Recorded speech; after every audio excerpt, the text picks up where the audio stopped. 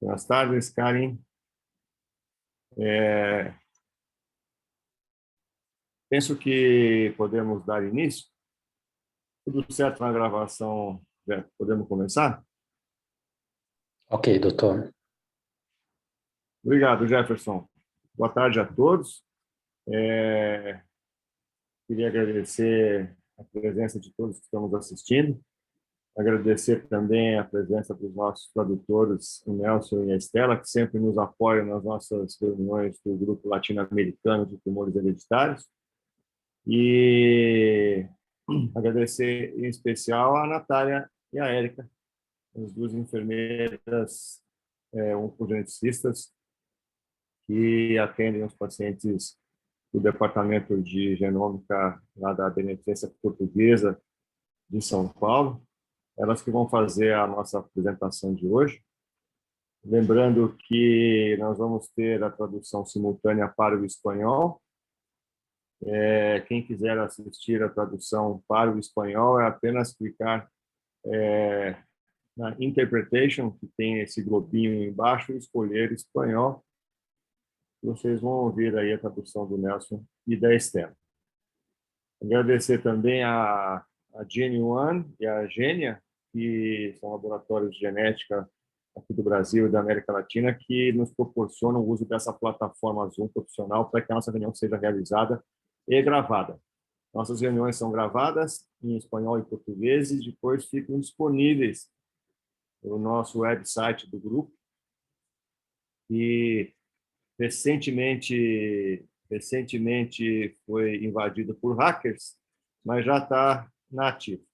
Então, por favor, Natália, comece a sua apresentação e a Érica vai comentando de acordo com as dúvidas. Boa tarde a todos. Obrigada pelo convite. Eu e a Érica nos disponibilizamos para apresentar alguns casos e para a gente poder discutir e pensar um pouquinho mais sobre a oncogenética. Eu vou só abrir minha apresentação.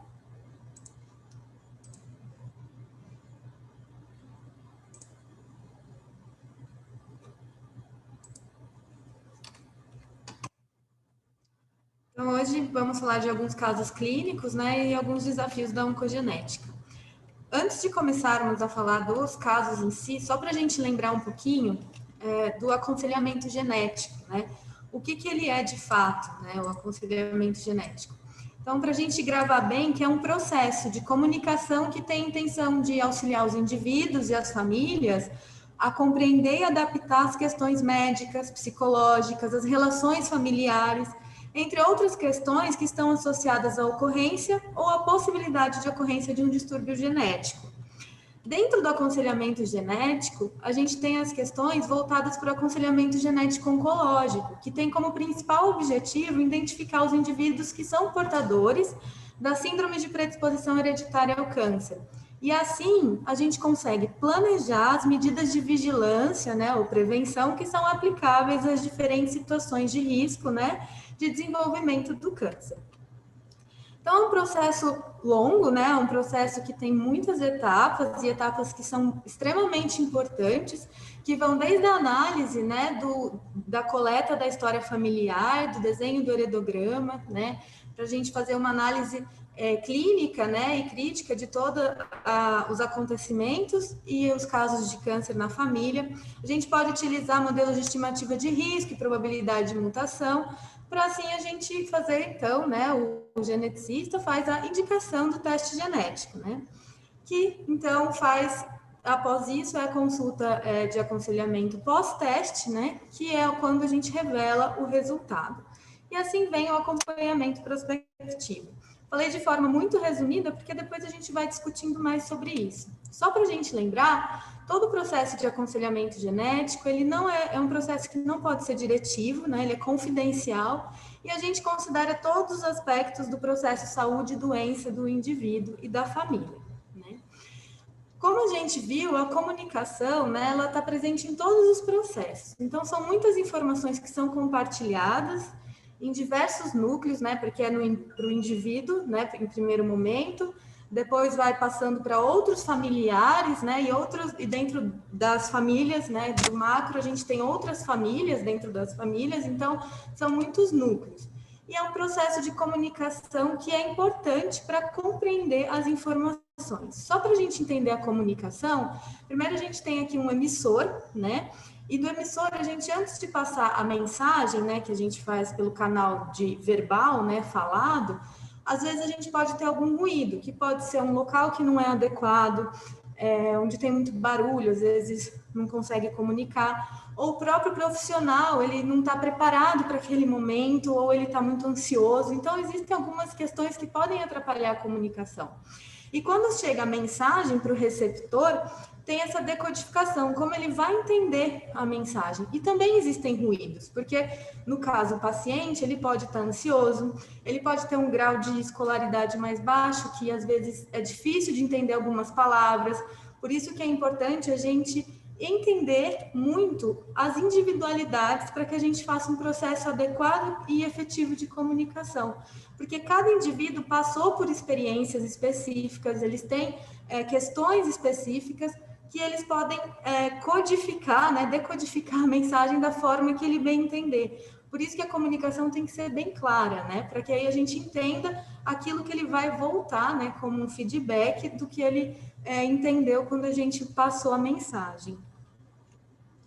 E o que a gente vê é que, de fato, cada indivíduo ele difere da forma de interpretar e reagir, principalmente com relação ao aconselhamento genético e ao teste genético, porque eles possuem percepções singulares que podem estar relacionadas com as suas experiências pessoais, por conta do contexto sociocultural que cada indivíduo vai vivenciar.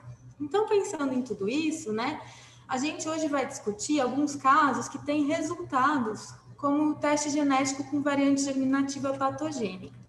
E o que é isso, né? Quando a gente vê os resultados positivos, né, com a presença de variante germinativa patogênica, existem algumas possíveis situações que podem acontecer na família, né? Então, um alto nível de preocupação com a saúde, sentimento de pesar e luto, sentimento de responsabilidade pelas informações dentro da família, a culpa, principalmente se tem teste em criança, desordens da dinâmica familiar por conta de algum padrão de relacionamento ou comunicação. Mas, por outro lado, a gente tem questões positivas também, questões que os indivíduos referem, que agora eles conseguem explicar o motivo de ter um tumor na família, né, de ter tantos casos de câncer na família. Também tem a possibilidade de considerar ter mais proteção, porque eles estão com estratégias personalizadas de redução de risco para câncer. Também tem questões de chance de novas possibilidades terapêuticas e também pode aproximar familiares, já que um começa a conversar com o outro sobre a realização do teste. Então, pegando todo esse apanhado, né, que a gente vê na literatura e o que a gente pode discutir dentro do aconselhamento genético, nós trouxemos alguns casos. Então, o primeiro caso, né, ele vai falar um pouquinho da presença de variante germinativa patogênica em BRCA1. Só para a gente lembrar, então, né, de forma bem rápida e resumida, que tem um aumento de risco para câncer de mama, ovário, próstata e pâncreas, por exemplo. E para ela, né, quando tem a presença da variante patogênica, a gente tem diretrizes, né, uma gama de diretrizes, como, por exemplo, realizar a salpingoforectomia, né, entre os 35 e 40 anos. A gente tem exames, né, que são feitos de 6 em 6 meses ou anualmente, para que faça com que o risco se diminua. Então, o caso é o seguinte: a probanda, né, uma mulher de 38 anos, teve câncer de mama triplo negativo aos 34. Então, ela chegou ao serviço, ela queria fazer, né, o teste genético, foi até orientada pelo oncologista, e quando ela fez o teste, né, o painel, veio uma variante patogênica no gene BRCA1. Quando ela veio para o aconselhamento genético pós-teste, ela já trouxe, né, os filhos, e nesse momento já foi solicitado, então, o teste para os filhos. Quando ela estava esperando o resultado do teste, ela entrou em contato com a gente, porque ela não queria que revelasse o resultado do filho, porque ela viu que o resultado era positivo. E o filho estava num momento muito complicado, porque ele já vinha apresentando uma depressão, né? E a gente estava num começo de pandemia, então ele estava mais ansioso ainda, não estava tendo atendimento com psicólogo, e ela considerou que talvez ele não conseguisse lidar com a situação, mesmo porque ela estava acabando o processo de tratamento dela, que também tinha causado alguns conflitos, né? E algumas questões que fizeram o filho pensar, principalmente o medo de perder a mãe, né? Como vocês podem ver aqui no heredograma, ela é separada, né, do marido, mas ela tem um outro parceiro. Outra questão importante, que quando a gente foi discutir com ela sobre a realização de cirurgias redutoras de riscos, né, como a salpingoforectomia, ela relatou que ela não queria fazer. Ela não quer fazer essa cirurgia porque o sonho dela é correr uma maratona. E ela sabe que se ela tiver problemas de diminuição hormonal, ela não vai ter uma qualidade de vida tão adequada, né, como ela gostaria para ser uma atleta. Então, o sonho dela é correr a maratona, ela não quer ter problemas ósseos, e foram essas questões que ela trouxe para a gente, né? Natália, acho que esse caso é muito interessante por vários aspectos, né? Primeiro, quando você olha o heredograma, a gente não vê outros casos de câncer, não é verdade? Isso. É muito interessante. E outra coisa que chama atenção também é que essa preocupação dela com dois aspectos. Primeiro, com ela própria, para poder atingir um objetivo de vida que ela tem, que é ser uma atleta maratonista. E segundo, a proteção do filho, para o filho não se deparar com um resultado que mostra a mesma variante patogênica dela. Então, são três coisas interessantes. Eu queria saber a opinião da Érica, que está aí assistindo a gente também. Primeiro, Érica, com relação a essa família com uma história, na verdade, pobre de casos de câncer, né? Apesar da mãe dela ter feito uma salpingoforectomia aos 34 anos, não sabe por quê, mas não tem casos de câncer de mama, né? Ela tem uma irmã, do lado do pai, que é uma família pequena. O que você acha disso, Érica? Eu acho, pelo que eu me lembro dessa paciente, a mãe não foi testada, né? Então, essa salpingoforé, ela não tem um motivo, a paciente na época não revelou o motivo. A irmã foi testada, ela não tem a mutação, né? Ela é negativa. Agora, a gente não tem informação da família do lado paterno, né? Então, a gente está olhando, os pais se separaram da paciente, né? Então, a gente não sabe referir a história, então pode ser. E ela também não tem contato com o pai biológico. Ela foi criada pelo pai, né, pelo padrasto. Então, tem isso. E uma coisa que eu queria destacar, que a Natália vai dizer, essa é uma paciente extremamente ciente do quadro de câncer que ela apresentou, né? Então, ela tem uma clareza, né, em relação à questão da cirurgia, ela tem uma clareza em relação ao tumor que ela apresentou. Então, ela é uma paciente que tem, do ponto de vista emocional, ela é bastante centrada e, do ponto de vista de compreensão da informação, ela também tem uma compreensão bem importante. Então, acho que, quando a Nath falou que a gente tem que considerar, é isso, né? A gente tem que olhar para o paciente e ver todos os lados. Que estratégias de enfrentamento ele está usando, se é um paciente que está fazendo algum bloqueio ou não, para tomar a decisão da cirurgia, né? E a decisão dela, o interessante dessa paciente é que a gente, inclusive, ela voltou conosco para discutir a situação do filho. Então, ela falou, eu queria compartilhar com vocês essa decisão. Então, acho que isso é um ponto importante desse caso.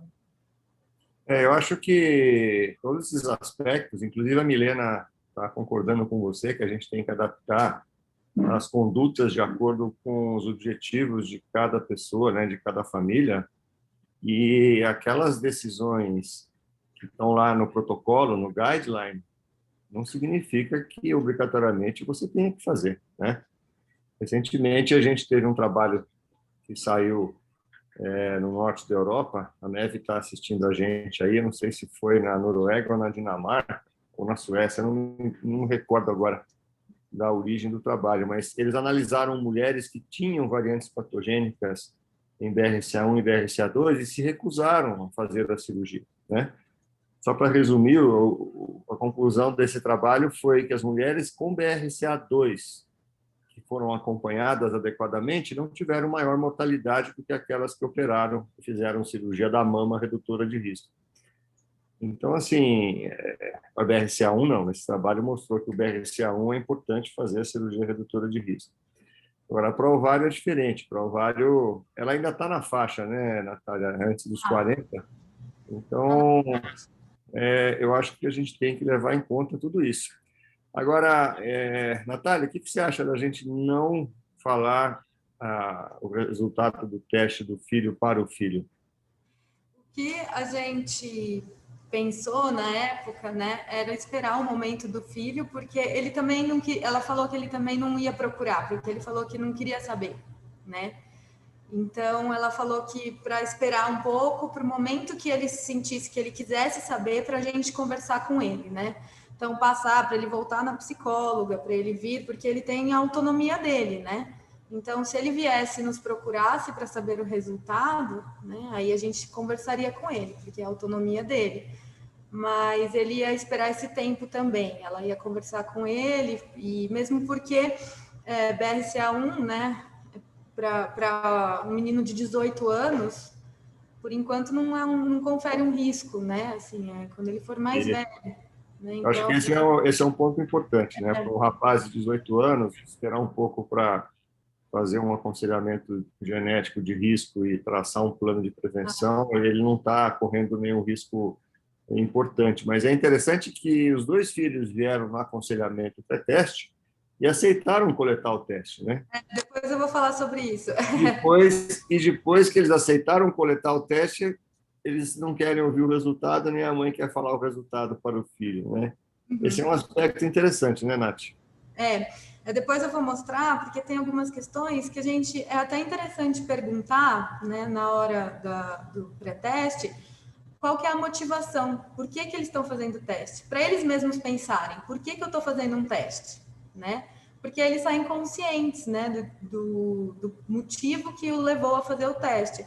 Se eles foram no embalo porque a mãe deu positivo e já estava ali no pós-teste e já coletou, ou porque fazia sentido naquele momento. Então, assim, para ver se eles entenderam mesmo por que eles querem coletar, né?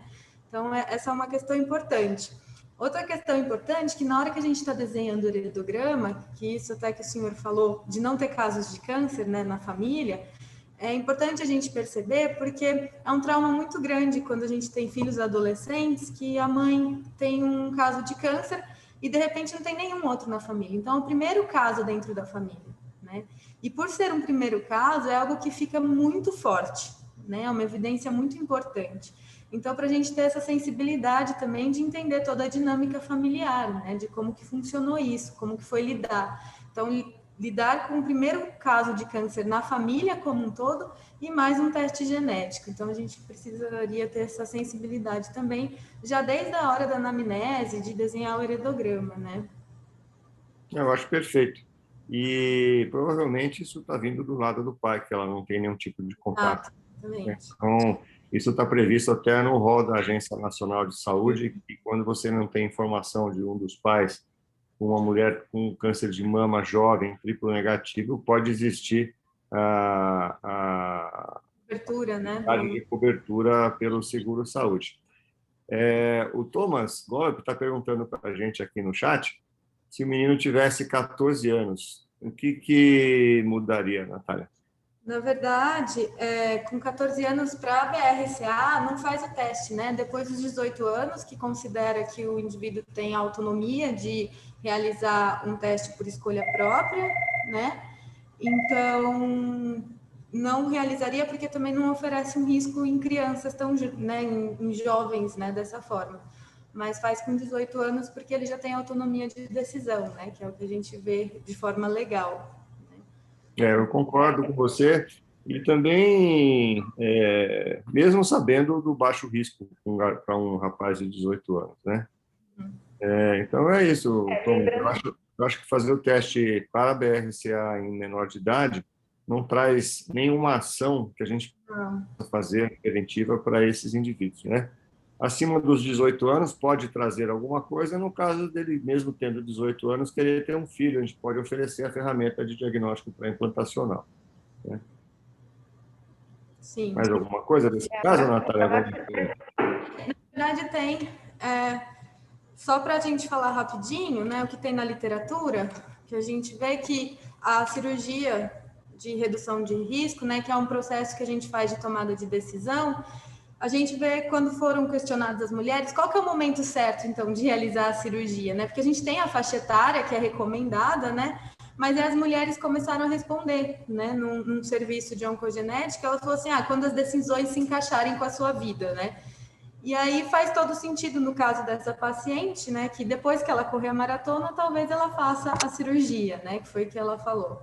Então, quando se tem um tempo suficiente para pensar sobre a decisão, ou quando se sente emocionalmente pronta para lidar com as decisões e as consequências, quando as questões e conflitos, né, que estavam acontecendo forem resolvidos, porque às vezes tem outras questões que elas precisam resolver antes de resolver a cirurgia, né, de redução de risco, e também dessa questão do sistema de saúde estar pronto para eles, né, porque como foi feito no Canadá esse trabalho, então, quando tem coberturas e questões que podem auxiliar dentro do serviço de saúde, né, que eles se sentem acolhidos. Então, outra questão importante é o ciclo vital da família, que como a gente trabalha com mulheres muito jovens, geralmente elas estão saindo dessa fase madura, que é o começo da fase da vida profissional, para iniciar a fase de aquisição, que é o ciclo vital da família, né? Então, elas estão começando a ter filhos ou já tiveram filhos, né? E estão começando uma vida de mandar os filhos para o mundo, né? Então, geralmente, as mulheres que têm mutação em BRCA1, BRCA2, elas estão nesse ciclo vital de família, né? Então, a gente precisa prestar atenção nisso também.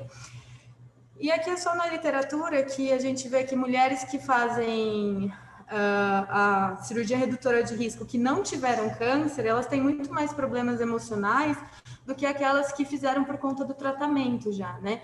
Porque elas não passaram por um problema, então elas enxergam a própria cirurgia de redução de risco como um problema nesse período. Então a gente precisa dar um suporte nesse processo, né?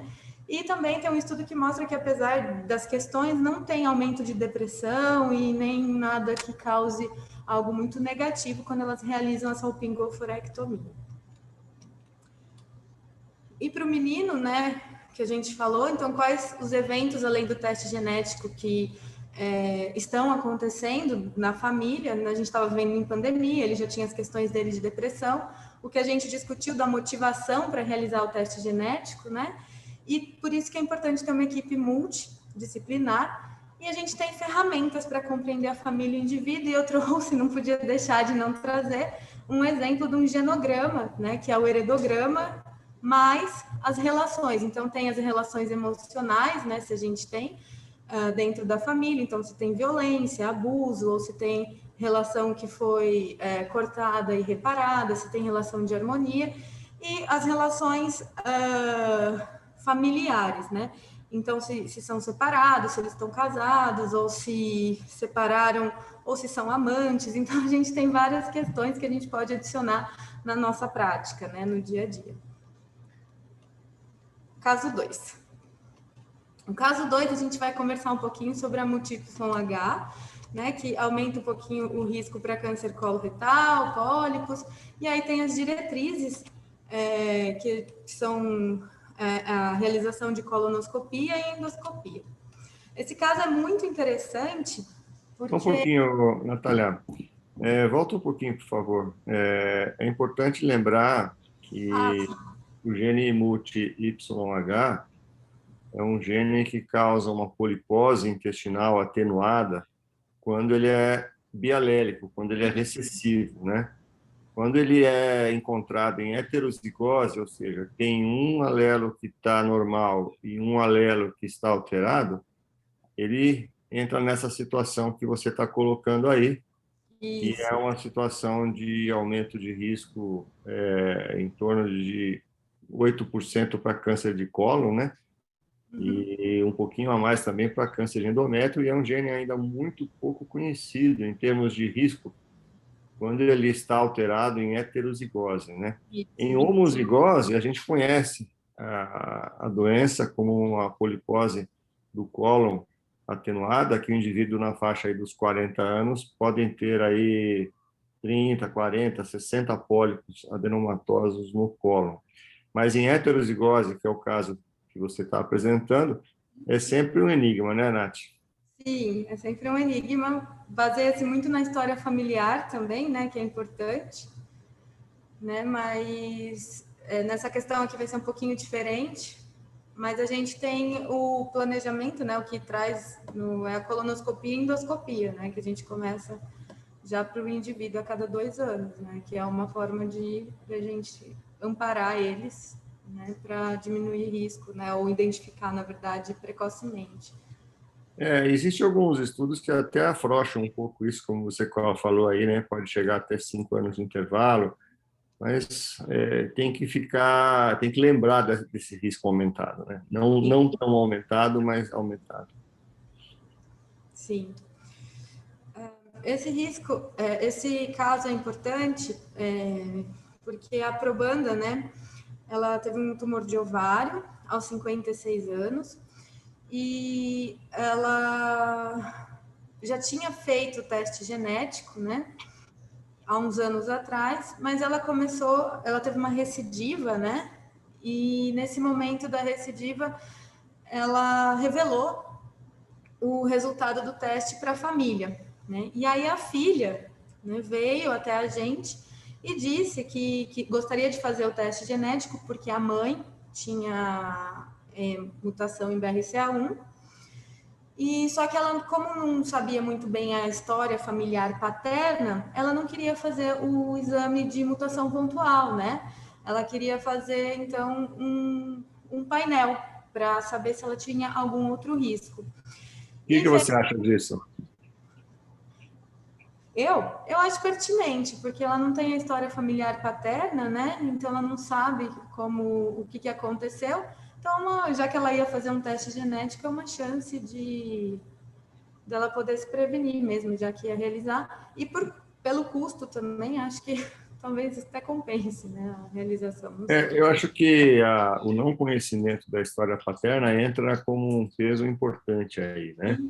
E isso deve ser colocado no aconselhamento pré-teste da filha, que não tem câncer, né? A filha veio porque a mãe faleceu com câncer de ovário e ela sabia que a mãe tinha uma variante patogênica em BRCA1, então ela tinha indicação de fazer pelo menos a investigação da variante patogênica em BRCA1, clássico, né? Sem discussão. Isso. Porém, no aconselhamento genético pré-teste, quando você explica que você vai olhar só a variante do BRCA1 da mãe, e ela diz: não conheço meu pai, portanto, eu não sei a história de câncer do meu pai, portanto, eu gostaria de fazer um painel ao invés de fazer apenas a variante. Eu acho que ela tem embasamento nesse raciocínio, porque a falta de conhecimento da história de um dos genitores pode ser uma indicação de investigação, ainda mais num caso que você já tem uma indicação de pelo menos de uma variante, né? A Milena tá colocando aqui que é isso mesmo, né? Tem que olhar o desejo da paciente de fazer o painel e ainda lembrar de fazer o aconselhamento de achados incidentais, né? Que é a função do aconselhamento pré-teste, né, Nath? Isso, exatamente. Eu vou falar um pouquinho disso. Quando a paciente veio fazer o teste genético, a mãe dela ainda não tinha falecido, né? Ah, tá. A mãe dela faleceu depois, enquanto o teste estava para ficar pronto, né? Tanto é que é uma questão importante, porque a mãe faleceu, aí quando a gente entrou em contato, o teste está pronto, se você quiser vir fazer o pós-teste, né, o aconselhamento genético pós-teste, ela disse que não queria. porque a mãe dela tinha falecido, então ela precisaria de um tempo e depois ela procuraria a gente. Isso é super pertinente também, né? Porque viveu o momento do luto, né? E depois ela procuraria para saber o resultado, né? Então ela veio com uma variante patogênica em BRCA1 e em MUT-YH, né? Então veio um outro achado, né, que não era esperado, né, mas como ela não sabia a história familiar paterna, tudo poderia acontecer, né? Então, por isso que é importante também conversar dos achados incidentais, né, do que pode vir.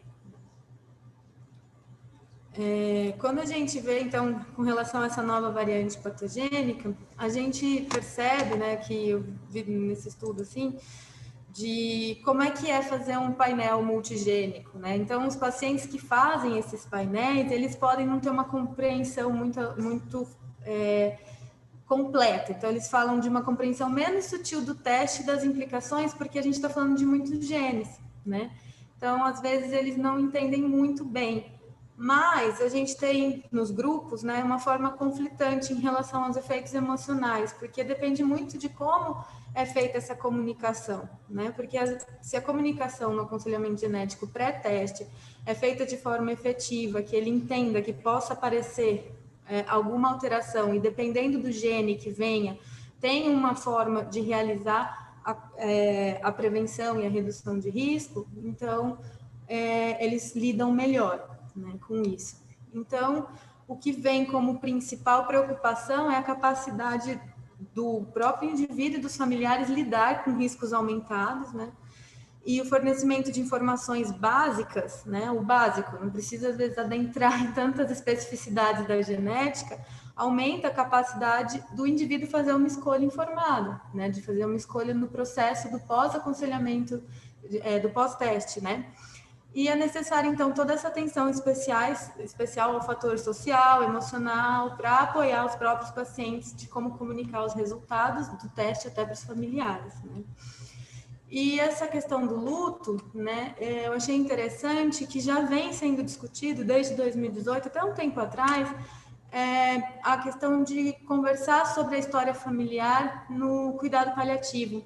Porque muitos pacientes que estão partindo, eles querem falar sobre a história familiar e querem que os filhos não passem, né, por aquilo que eles estão passando. Então, é importante, né, discutir que até os prestadores, né, de cuidados paliativos, eles possam ajudar os pacientes e os familiares de uma forma adequada para pegar essa história familiar de câncer e a articular com a oncogenética, porque além da perda do familiar, quando tem um teste genético positivo, às vezes acontece uma perda antecipatória, que fala, né? Fica esperando acontecer algo negativo, né? E então, nesse caso, a filha, por ter uma mutação, ficou se vendo no lugar da mãe, né? E com medo de que algo como aconteceu com a mãe pudesse acontecer com ela. Então, por isso que é importante esperar o processo de luto e entender que ela não é a mãe, né? Que cada um tem a sua história, né? E é importante, então, compreender e ter a empatia com o momento de cada indivíduo mesmo. Então, no caso 3, né, a gente vai falar um pouquinho do TP53, né, que a gente tem inúmeros... Nath, eu acho que é muito interessante esse caso também, por todos esses aspectos que você colocou. E o luto. É difícil falar de luto numa consulta médica, né? Sim. Mas isso mostra que todos nós temos dificuldades de lidar com o luto, com a morte. Mesmo profissionais de saúde, né? Que, teoricamente, nós deveríamos estar preparados para isso, né? Então, eu acho que esse aspecto do luto que você levantou nesse caso é muito importante, que todos nós estejamos preparados não só para trabalhar com o luto do paciente, mas de ter a empatia de entender o momento do paciente, respeitar esse momento de reclusão ou de luto mesmo, no sentido do timing de você continuar naquele ritmo de aconselhamento pós-teste, exames de prevenção, cirurgias redutoras de risco. Então, eu acho que esse feeling, esse sentimento do melhor momento, isso é muito importante, né? É muito importante. Outra coisa, para terminar esse caso, que eu queria colocar, é que o multi-YH com variante patogênica para ela vai pesar muito pouco diante da força do risco trazido pela variante patogênica em BRCA1. Então, assim, o plano de prevenção para ela vai ficar basicamente com o protocolo do BRCA1, né? Exato. E vai acrescentar, talvez, uma colonoscopia a cada 4 ou 5 anos, no sentido de ver se tem pólipo, mas a gente tem que dar o foco mesmo na variante de BRCA1. A Milena também está falando aqui que a gente que ela está fazendo um estudo de mestrado com foco em luto antecipatório lá na Faculdade de Medicina, na Faculdade de Enfermagem da USP de Ribeirão Preto. Resultados ano que vem. Legal, Milena. Você apresenta aqui para a gente, hein? E guardar esses resultados para você apresentar no nosso grupo, porque esse é um assunto muito interessante, né? E é um assunto que ainda causa muito desconforto, né? Nos próprios profissionais de saúde para falar disso, né? Sim. Eu acho que você pode guardar um tempinho para a gente aí, viu, Milena? Eu queria dizer que nós estamos com quase 30 participantes, tá? Temos a Josefina, a Karen lá do Chile, o Ivan, a Emanuele, a Edmar, a Bianca, a Luciana Zapata, que trabalha com a gente, a Mariana, a Maria Ibanhes, eu não sei de onde é a Maria Ibanhes, se quiser passar uma mensagem para a gente aqui, a Neve, que está lá na Noruega, a Milena, a Márcia, o Pablo, nosso geneticista, né? A Pamela Moura, a Patrícia Pavone, que também é nossa parceira aí, vai começar a trabalhar com a gente logo, né, Patrícia? O Pedro, a Silvana, que é uma parceira nossa, a Simone, nossa oncogeneticista, o Thomas e o Wellington. Um monte de gente assistindo a gente. A Maria Ibanhes falou para a gente que ela é do Chile. Muito obrigado, viu, Maria Sofia, por estar participando da nossa reunião de hoje. Vamos para o caso 3, Nath? Vamos. Então, a gente vai falar um pouquinho da variante patogênica germinativa em TP53. Aqui é só um dos principais tumores que estão relacionados, né? Mama, sarcoma, adrenocortical, cérebro, né? E a gente tem uma gama de ações para serem feitas, né, nas diretrizes para diminuição de risco, né, e detecção precoce. Sendo, para lembrar que é muito importante, uma delas que é a ressonância de corpo inteiro, né, que a gente faz nos indivíduos desde a infância, né. Então, esse caso é um caso de câncer de mama. Um pouquinho, Nath, eu acho que é importante, volta um pouquinho. Esse é o protocolo mais atualizado, né, para a gente fazer acompanhamento de pacientes com variantes patogênicas em TP53. Eu só queria falar, com a sua permissão, Nath, que esse protocolo tem mudado muito nos últimos anos, né? Cada ano muda uma coisa. Eu me lembro, há uns anos atrás, você tinha que fazer um monte de exames de sangue na criança, a cada tantos meses, ultrassom no adulto, um monte de exame de sangue na mulher, diferente do homem. Eu, particularmente, tinha uma dificuldade muito grande de guardar o que tinha para fazer na minha cabeça. Então, eu tinha que olhar a colinha toda hora quando chegava um paciente de linfomene. E eles têm simplificado, né? Cada vez mais tem ficado mais simples por causa da ressonância de corpo inteiro, como você falou, né? Isso. Então, eu acho que é interessante frisar isso, que a ressonância de corpo todo, apesar de não ser acessível ainda para vários serviços, eu acho que é uma ferramenta interessantíssima para acompanhar pacientes com síndrome de Li-Fraumeni, né, Nath? Quer falar alguma coisa, Érica, sobre isso? Só para falar, né, que você falou da questão do acesso, né? A ressonância de corpo inteiro não está na tabela da ANS, então ela não tem cobertura nem pelo convênio. Então, o que acontece é que os serviços de oncogenética, pelo menos 3 que eu conheço, fizeram um fluxo com a equipe de diagnósticos, que é muito importante, né, no acompanhamento desses pacientes, para que esse protocolo fosse feito e incluído. Então, a gente tem que lembrar que nem dos mesmos serviços que atendem pacientes das operadoras, eles não têm acesso a esse exame, na verdade tem acesso, mas o exame, caso o paciente queira fazer, ele vai ter que arcar com as custas desse exame, né? O que também é bastante problemático, porque ele é um pouco mais de R$3.000, então é um valor bastante pesado, principalmente num momento como esse, né? Sim, é significativo, né? É uma questão importante. Esse caso é um caso de câncer de mama triplo negativo. Então, a paciente teve, né, o diagnóstico aos 46 anos e ela chegou até a gente aos 53. O que aconteceu foi que ela passou numa consulta com um oncologista e ele solicitou um painel para ela e ela não passou pelo aconselhamento genético pré-teste. E aí avisaram para ela que tinha dado uma alteração, que seria importante ela passar na genética.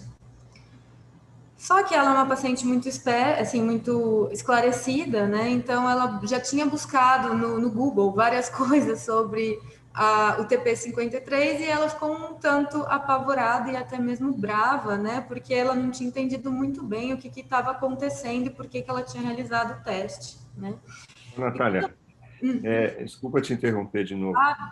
Eu acho que tem dois aspectos nisso que você falou até agora, no meu ponto de vista. Primeiro, é que ela teve o exame triplo negativo com 46 anos de idade. Sim. Agora ela está com 53, é que ela fez o teste.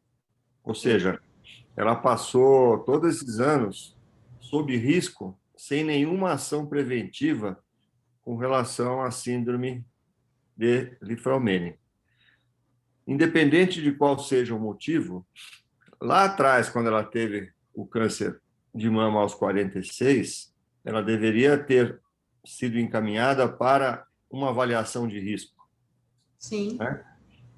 A avaliação de risco, ela pode ou não incluir o teste de predisposição genética hereditária. Então, esse é um ponto que eu queria deixar bem marcado hoje nesse caso, é que o fato de passar na consulta de avaliação de risco não significa que o paciente vai ser amarrado e obrigado a fazer um teste genético. Não é isso. A avaliação de risco é apenas tirar dúvidas, explicar, colocar transparentemente a situação e o paciente decide se ele quer fazer ou não quer fazer. Porque a pior situação que pode ocorrer, Natália, no meu ponto de vista, é a tomada de decisão de fazer ou não fazer sem a informação do que isso significa. Né? A chance de você tomar uma decisão errada, tanto de fazer quanto de não fazer, é muito maior se você não sabe o que você está fazendo. Então, antes de fazer o aconselhamento de risco e o aconselhamento genético pré-teste significa tirar as dúvidas. Aí o paciente decide. Mas ele decide conscientemente, ele decide sabendo qual é o risco de fazer ou qual o risco de não fazer. Você concorda, Nath? Concordo, exatamente. Que você favorece, né, a autonomia e você educa o paciente, né, auxiliando ele em todo o processo de tomada de decisão, né, o que ele acredita que vai ser melhor para ele na realidade dele, né. Então, isso parece muito óbvio, mas não é. É isso que é interessante, né? É uma coisa que a gente falando aqui parece que é o óbvio do óbvio, mas não é o que acontece na prática, né? Essa mulher, por ser muito esclarecida, uma pessoa fora da curva em termos de inteligência, de formação, ela ficou muito brava, né, Natália, com a possibilidade, primeiro, dela passar esses anos todos sob risco sem fazer o exame, porque ninguém explicou. E segundo, que quando ela fez o exame, ninguém explicou também o que poderia acontecer com o resultado do exame. Né? Então, parece um paradoxo, né? Mas você veja, a falta da informação, ela pode ser tanto danosa por ter ou por não ter, né? É uma coisa que é intrigante. Então, é um exemplo muito interessante da importância de explicar para o paciente o que está acontecendo. Né? Fazer ou não fazer o teste é uma consequência, né? Não é o mais importante. E hoje o que está acontecendo, por causa das terapêuticas alvo, é que os exames estão sendo pedidos de maneira ampla e sem a devida orientação com relação às consequências dos possíveis resultados.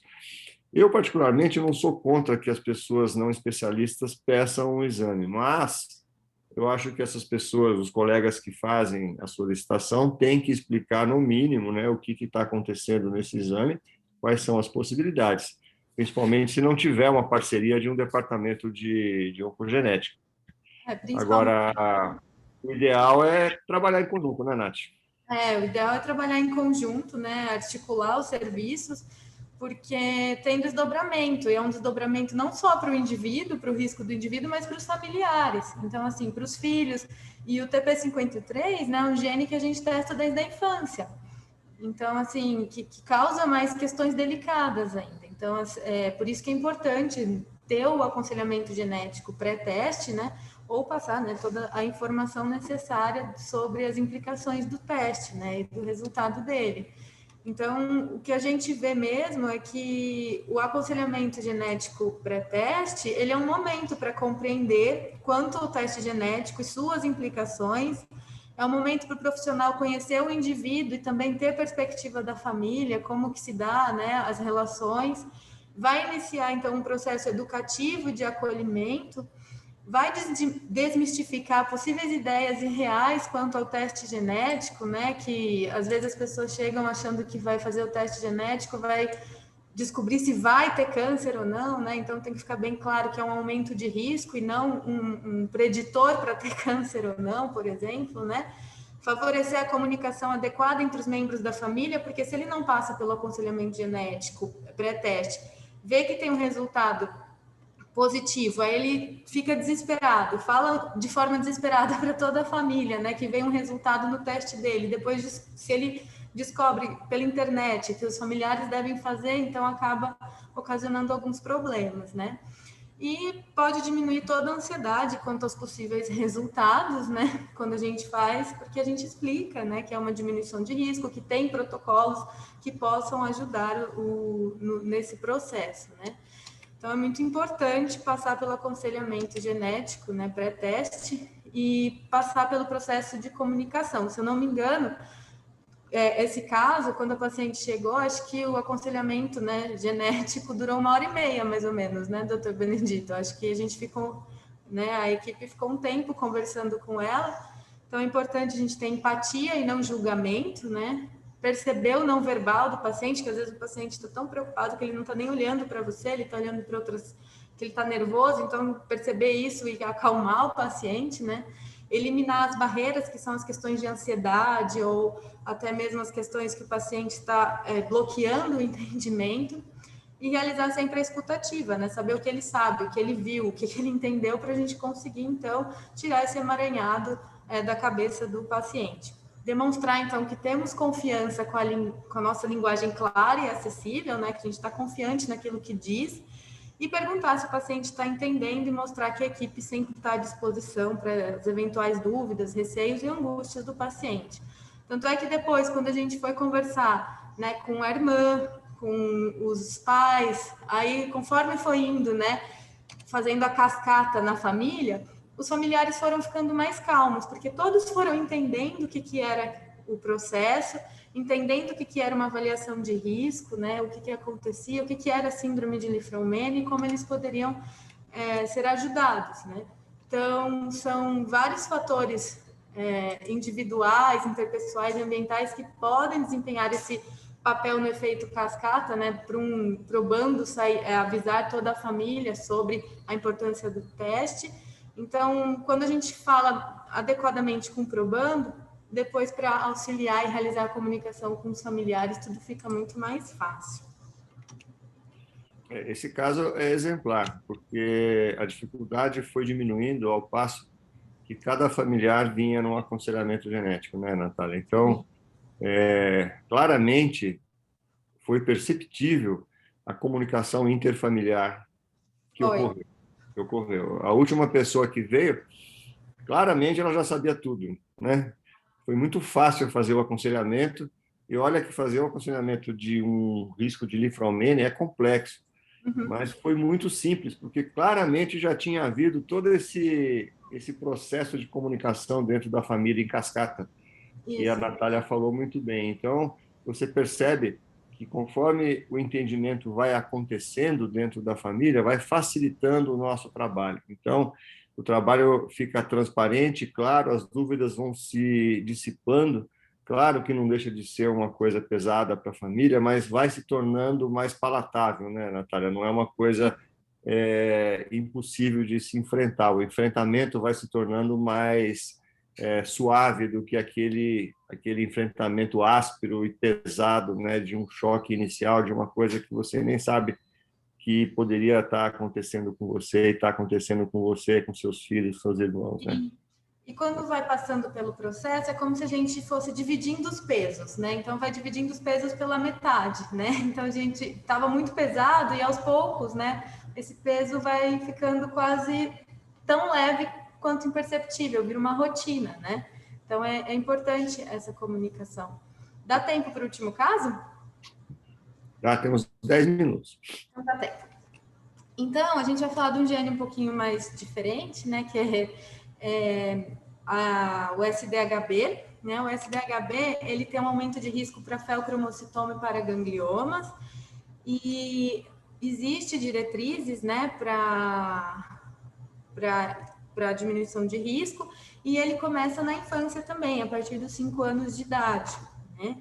Então, é importante que eu até vou mostrar, antes de mostrar Opa, peraí que travou aqui.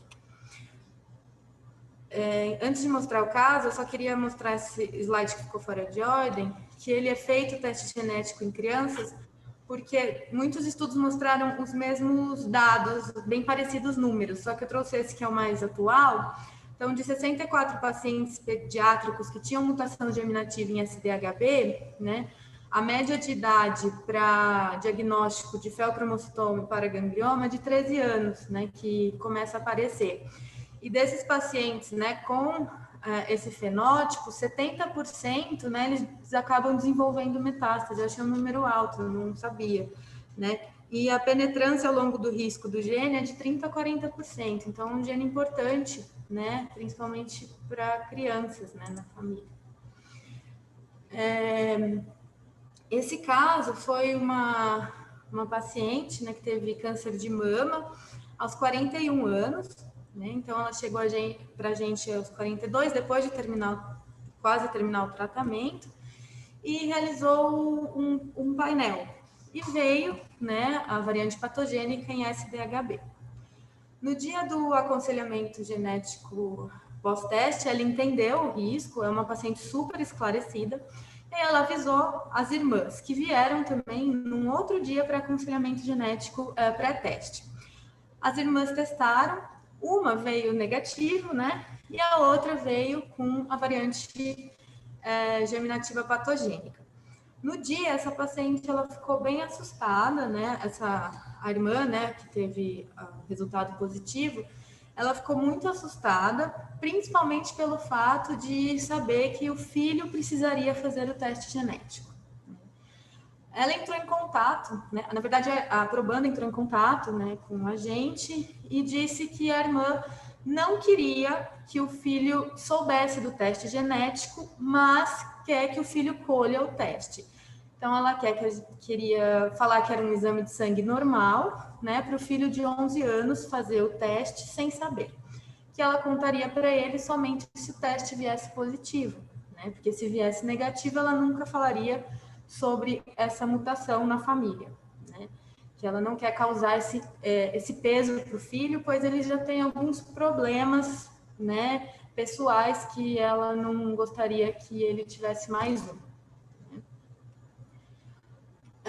É um caso, né, porque com 11 anos é um quase adolescente, né, um pré-adolescente que já começa a ter suas ideias e percepções, então talvez interfira aí na autonomia, apesar da mãe ainda responder por ele, né? Então, um dilema ético, né? Quando a gente vê,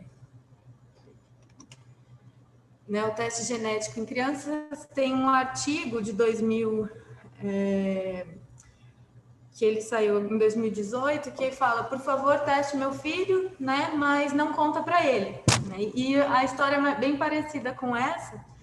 Então, a gente vê que o que é discutido nesse artigo é que tem um problema muito sério com relações de confiança, que se você não conta nada para a criança, como que vai se desenvolver se a criança tiver um resultado positivo e descobrir isso depois de ter feito o teste sem saber o porquê estava fazendo, né? Ela vai talvez desenvolver problemas de confiança entre o sistema de saúde, né, os próprios profissionais e até a própria mãe.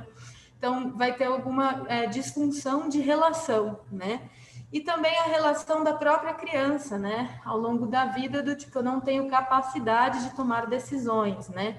Então, que foi um psicólogo, né, que até comentou com questões éticas, né, no artigo.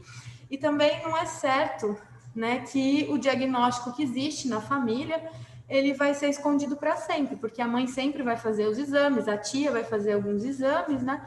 E aí, de repente, por que todo mundo faz exame e ele colheu o teste? Então, ele vai saber, eventualmente, que existe, né,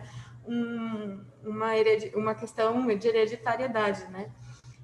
E tem que trabalhar todas essas questões psicológicas, né, em equipe multidisciplinar para conseguir fazer com que os pais, né, e a criança entendam. Então, quando a gente vê para fazer um teste infantil, né, ou dos adolescentes, é importante considerar a idade da criança, né, porque a gente realiza uma comunicação adequada. Então, é diferente fazer um teste genético com uma criança de 5, 10, 12, 15 e aí vai, né? E compreender o que os pais entendem, né, frente a todo esse processo do aconselhamento do teste genético para os filhos. Por que eles estão preocupados? Quais são as expectativas, né? Quais são as questões que mais são importantes para eles, né? E aí tem a questão de trabalhar algumas possíveis crenças que talvez não sejam verdade, do tipo, criança não vai entender, né? Então, eu acho que meu filho não vai entender, ele vai ficar mal, ele vai sofrer. Então, às vezes, já vem com uma pré-concepção de algo que pode ser desfeita.